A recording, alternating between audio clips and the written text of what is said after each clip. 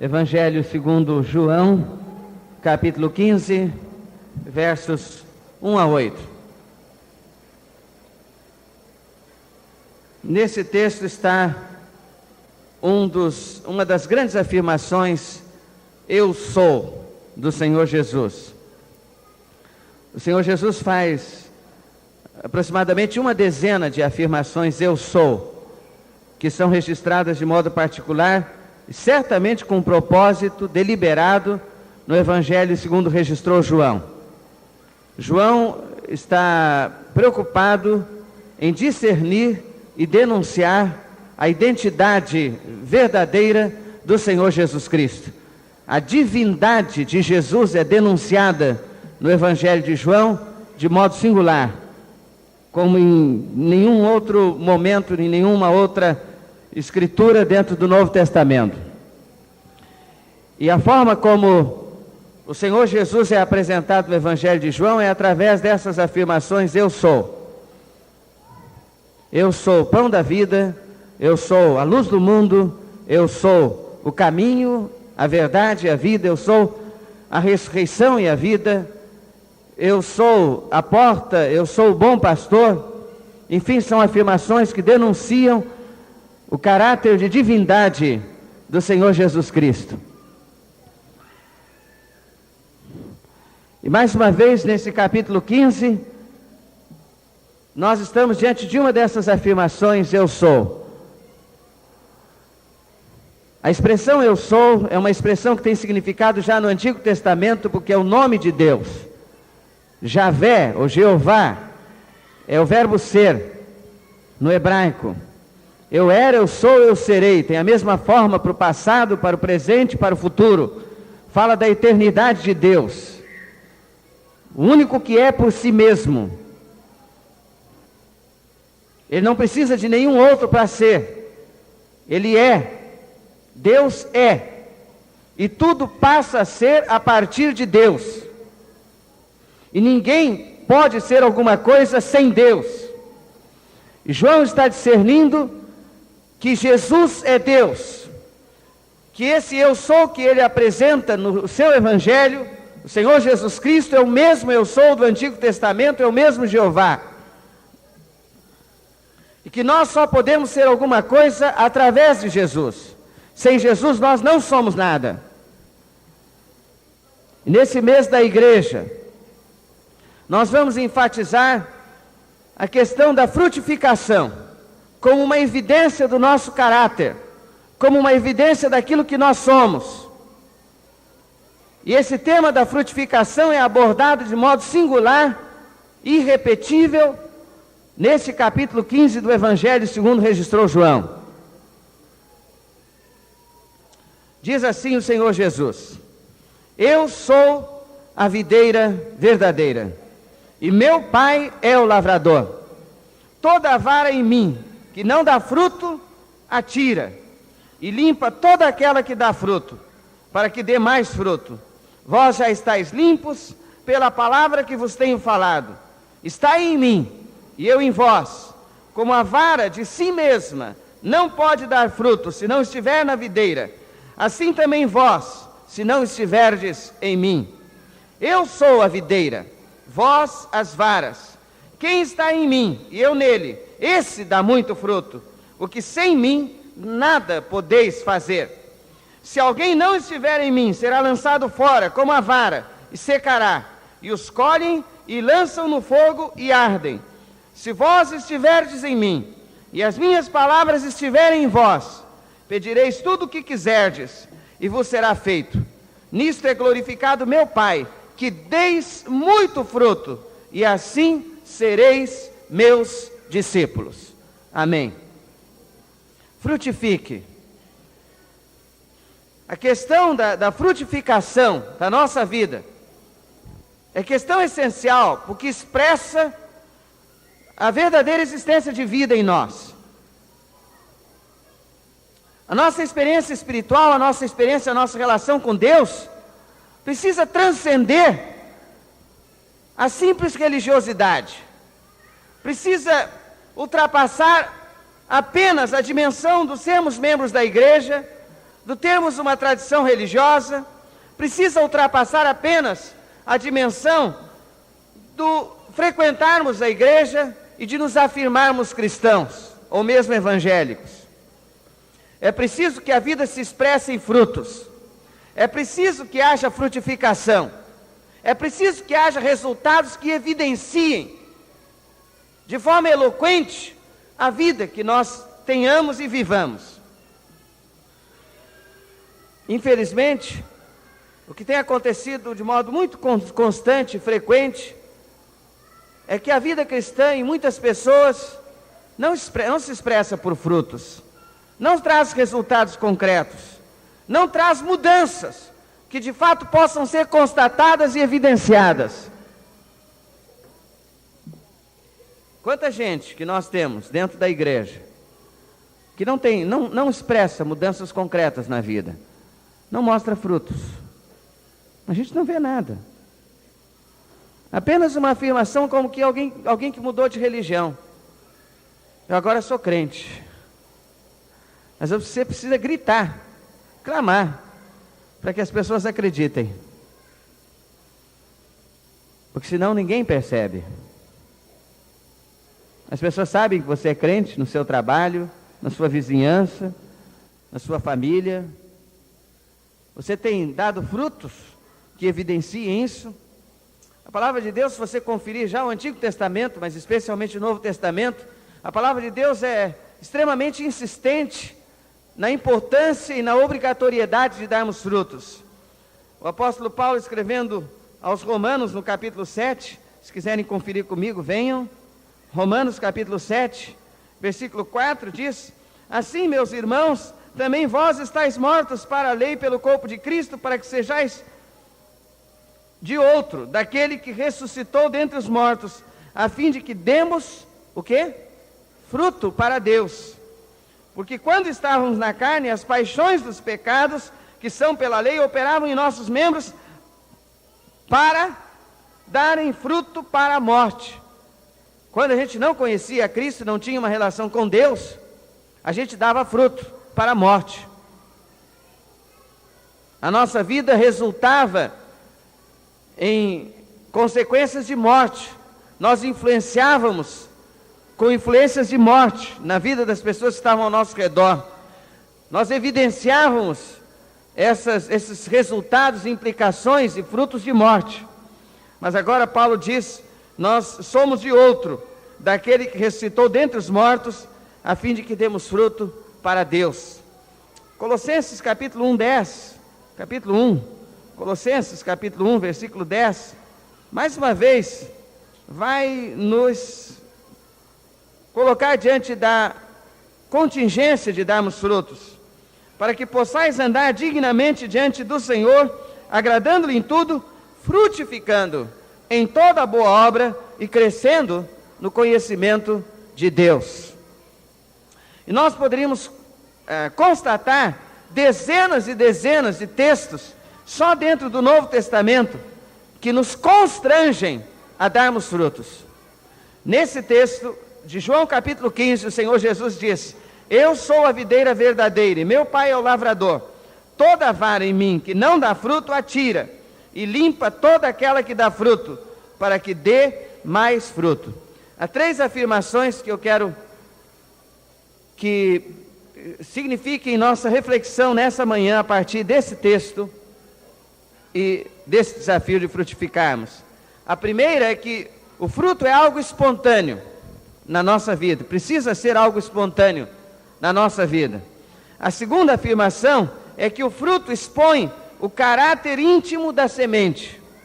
O fruto expõe o caráter íntimo da semente. E a terceira afirmação é que o fruto faz parte de uma estratégia multiplicadora de Deus. Vamos meditar um pouco sobre essas 3 afirmações. A primeira delas: o fruto precisa ser algo espontâneo. Você não pode forçar frutos. Não adianta você pegar uma laranjeira e tentar fazê-la produzir abóboras, ou maçãs, nem mesmo tangerinas, bergamotas, como chamamos lá no nosso sul. Não adianta.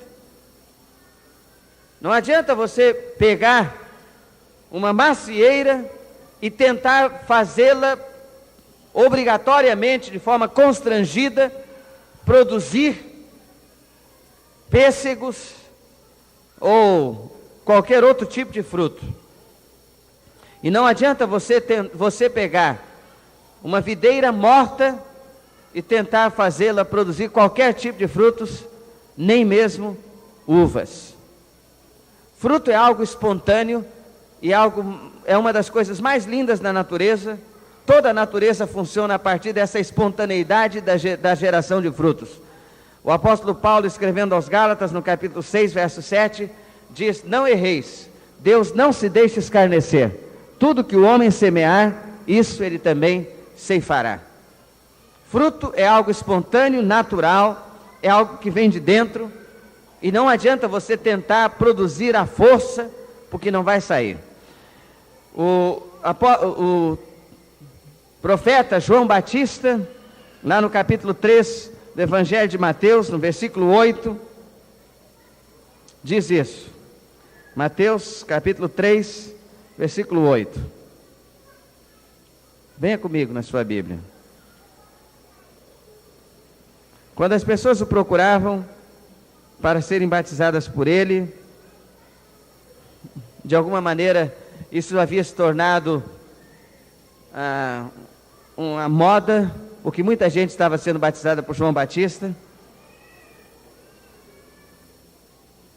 Versículo 7 diz assim: vendo ele muitos dos fariseus e dos saduceus que vinham ao seu batismo, gente que era difícil de se converter, vinha para ser batizada por João, inclusive fariseus e saduceus, gente comprometida com tradicionalismo.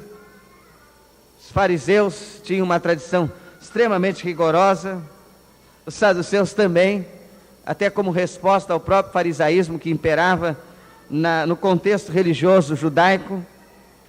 Muitos vinham ao seu batismo, diz o verso 7, dizia-lhes João o Batista: raça de víboras, quem vos ensinou a fugir da ira futura? João discerne o verdadeiro caráter dessas pessoas.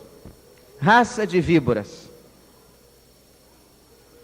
Vocês estão querendo fugir das consequências dos seus pecados, mas não adianta. O verso 8 diz: produzi, pois, frutos dignos de arrependimento.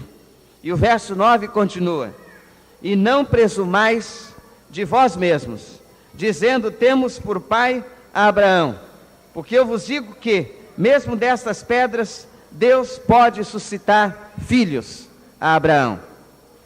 João está dizendo: não fiquem imaginando que só pelo fato de vocês serem religiosos, não fiquem imaginando que só pelo fato de vocês terem nascido num contexto religioso, não fiquem imaginando que só pelo fato de vocês terem nascido numa religião que proclama o Deus vivo e verdadeiro, o único Deus, que só pelo fato de vocês serem judeus, vocês são filhos de Deus, filhos de Abraão. Não é assim. É preciso que aconteça alguma coisa profunda na vida de vocês, para que vocês de fato se tornem filhos de Deus. E que vocês só podem produzir frutos, se realmente alguma coisa tiver acontecido na essência do ser de vocês. Se vocês tiverem sido mudados por dentro. Não adianta apenas virem aqui e se batizarem. Não é uma coisa exterior apenas.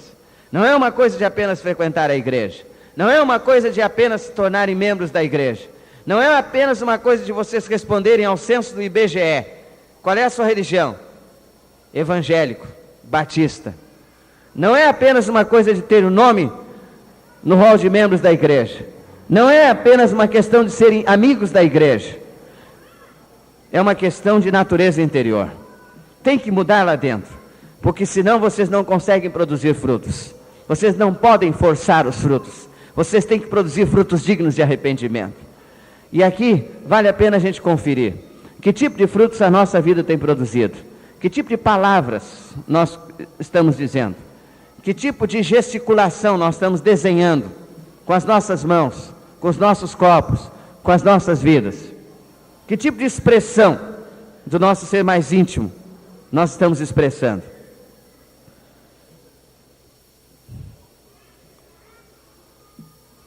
Qual é a palavra que vem na sua boca quando você está batendo com um martelo na cabeça de um prego e bate um vento, entorta o prego e você erra a cabeça do prego e acerta o seu dedo polegar?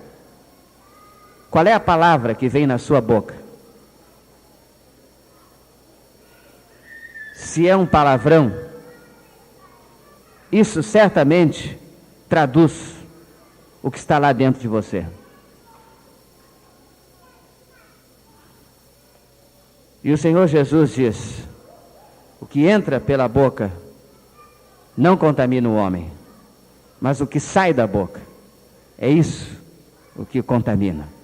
Porque o que sai da boca vem do coração. E é do coração que procedem os maus pensamentos, os maus desígnios, os homicídios, os adultérios e todas essas coisas. Que tipo de palavra vem na sua boca numa circunstância como esta? Que tipo de tendência, de inclinação tem a sua vida quando você é tentado? É a tendência pelo pecado ou é a tendência pela obediência a Deus?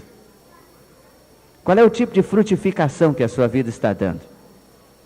Não adianta você tentar ser bonzinho se isso não é algo espontâneo no seu coração.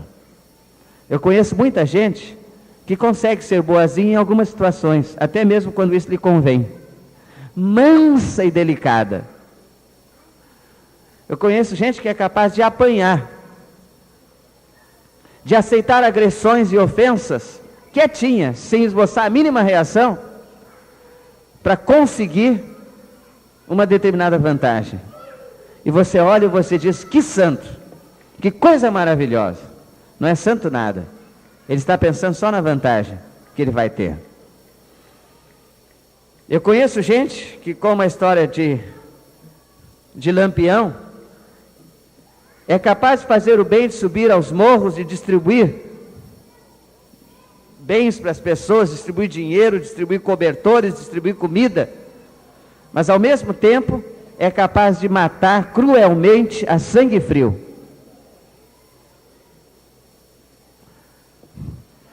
Porque tem em vista algum tipo de propósito. Talvez os momentos em que mais nós possamos perceber de fato quem nós somos sejam os momentos quando nós não planejamos um determinado tipo de reação e somos tomados de surpresa, somos tentados. E aí nós podemos avaliar os frutos da nossa vida. Que tipo de frutos a sua vida tem dado?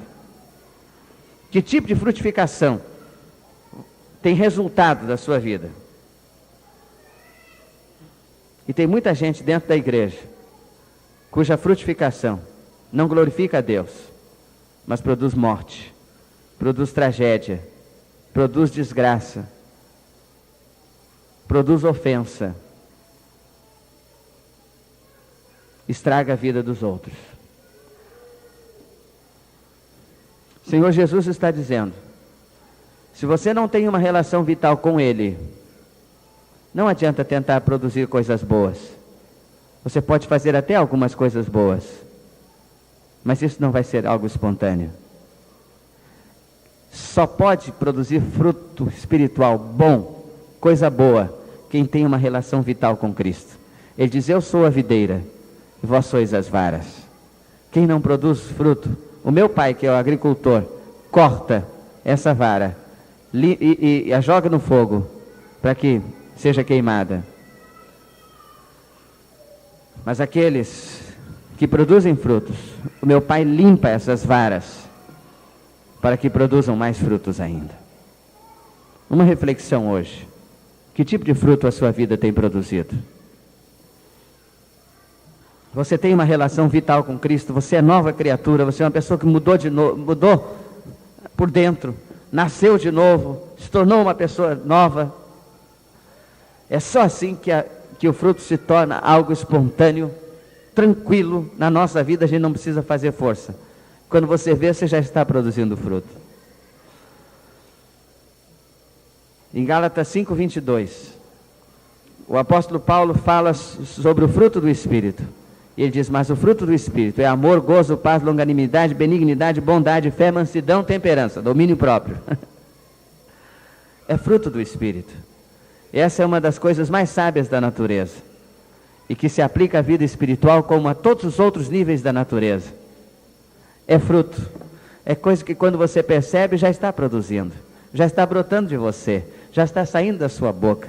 Uma palavra de bênção, uma palavra temperada com sal, uma palavra que constrói, uma palavra que consola, uma palavra que restaura, é fruto. Infelizmente, às vezes sai um brotinho que não glorifica o nome do Senhor, mas você percebe que aquilo não foi espontâneo, aquilo foi um negócio que de fato não tem a ver com a sua natureza, e você se incomoda, pede perdão a Deus, você procura a pessoa e diz: me perdoa, eu não devia ter falado isso, porque isso não saiu lá de dentro do meu coração, não foi algo espontâneo. Mas quando você sistematicamente vive uma vida em que produz essas coisas, então na realidade você está em dificuldade. A segunda reflexão, a primeira é que o fruto é algo espontâneo. A segunda reflexão é que o fruto expõe o caráter íntimo da semente. Você joga a semente na terra, e você coloca a terra por cima dela, você a esconde. Você não conseguiu averiguar, você não conseguiu fazer uma ultrassonografia naquela semente. Você não conseguiu averiguar o verdadeiro caráter dela. Deixe um tempo, daqui a pouco vai brotar, e daqui a pouco vão sair frutos, e você vai conferir o verdadeiro caráter daquela semente. Sabem, às vezes nós temos de esperar algum tempo para conhecer o verdadeiro fruto de uma pessoa. Eu acho que isso fala em todos os aspectos. Isso nos adverte quanto a um casamento precipitado. Espere os frutos da vida daquela pessoa. Espere ver que tipo de frutificação ela dá, antes de marcar o noivado e de se casar. Conviva com ela. Algumas sementes só vão dar frutos quando a gente já está lá dentro de casa com aquela pessoa. E um dia ela se zanga e você percebe qual era o verdadeiro caráter íntimo daquele coração. Não é verdade? Enquanto tudo é romance, enquanto tudo é romantismo, enquanto tudo é poesia, enquanto tudo vai bem, é uma maravilha.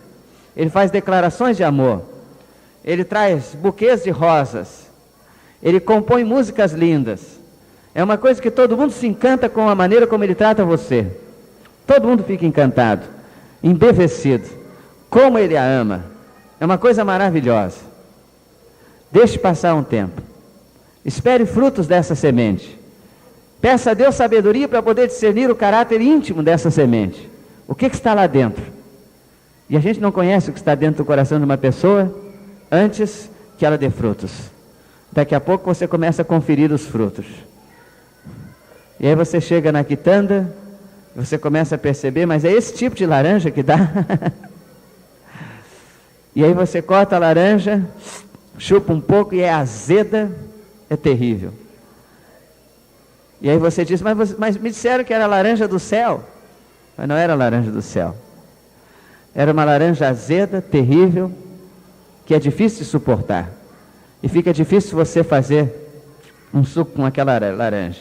E o único consolo que alguém tem é esse: se aquilo que você pensava que era laranja é um limão, faça uma limonada. É o único consolo para muita gente. Então, se você já está nessa situação, meu irmão, ponha água, açúcar da graça de Deus, faça uma limonada. Mas se você ainda pode conferir o caráter, não leve semente de limão para casa pensando que é semente de laranja do céu. Espere os frutos, confira os frutos, peça a Deus sabedoria para conferir os frutos. Não acredite simplesmente em afirmações. Isso é extremamente sério, extremamente importante. Que tipo de frutos você dá? Qual é o seu caráter mais íntimo e mais interior? As pessoas não se conhecem apenas pelo que elas dizem que são. Elas se conhecem pelos frutos que dão. O Senhor Jesus deixou isso muito claro. Pelos seus frutos os conhecereis. Que tipo de gente você é? Que tipo de fruto você dá? O que é que sai da sua boca? Que tipo de gestos se desenham na sua vida? Terceiro, o fruto faz parte de uma estratégia multiplicadora de Deus. Deus quer que a sua igreja dê frutos. Deus quer que a sua igreja frutifique. E essa é uma estratégia extremamente inteligente de Deus, porque tudo que Deus planeja é inteligente. Você já percebeu que a gente planta uma semente, e que de uma semente nascem muitos frutos, e que muitas vezes, em muitos casos na natureza, cada fruto traz muitas sementes? É verdade? Essa é a estratégia de Deus. Deus é extremamente multiplicador, extremamente criativo. E Deus quer que essa lei da natureza funcione na sua igreja. Deus quer que funcione na sua igreja. E é para isso que Deus tem planejado a sua igreja. E Deus disse: eu quero que a minha igreja dê frutos. Eu quero que a minha igreja dê frutos. Se você for ao versículo de número 16, do capítulo 15 do Evangelho de João, você vai ler: não me escolhestes vós a mim, mas eu vos escolhi a vós, e vos nomeei, para que vades e deis frutos, e o vosso fruto permaneça, a fim de que tudo quanto em meu nome pedirdes ao Pai, Ele vô-lo conceda. No verso de número 8 ele dizia: nisto é glorificado meu Pai, que deis muito fruto, e assim sereis meus discípulos. A expectativa de Deus é que a sua igreja dê frutos, frutos de toda a natureza, frutos da evangelização, que cada pessoa salva possa trazer outras pessoas a Cristo, que cada família onde alguém se salvou possa ter outros que se salvem ali dentro, que cada pessoa que seja ganha para o Senhor se multiplique muitas outras pessoas ganhas para o Senhor. O propósito de Deus não se esgota em nossa própria salvação pessoal. Cada um de nós traz dentro de si muitas sementes embutidas. Deus é tão radical nessa expectativa de frutos para a nossa vida como igreja, que o Senhor Jesus diz: aquele que não der fruto, Deus vai cortar. Não tem sentido a sua vida, não tem sentido a sua existência, perdeu o sentido a sua própria salvação, porque aquele que é salvo, a expectativa de Deus é que dê fruto, e aquele que der fruto, Deus limpa para que dê mais fruto ainda. O fruto faz parte de uma estratégia multiplicadora de Deus. Deus espera que nós demos fruto. Deus espera que esses frutos se expressem no nosso caráter, nas nossas palavras, nos nossos gestos, nas nossas atitudes e nas pessoas que ganhamos para o Senhor. Antes de tudo, o fruto é uma expressão do caráter mais íntimo do ser. Por causa disso, ele precisa ser uma coisa espontânea.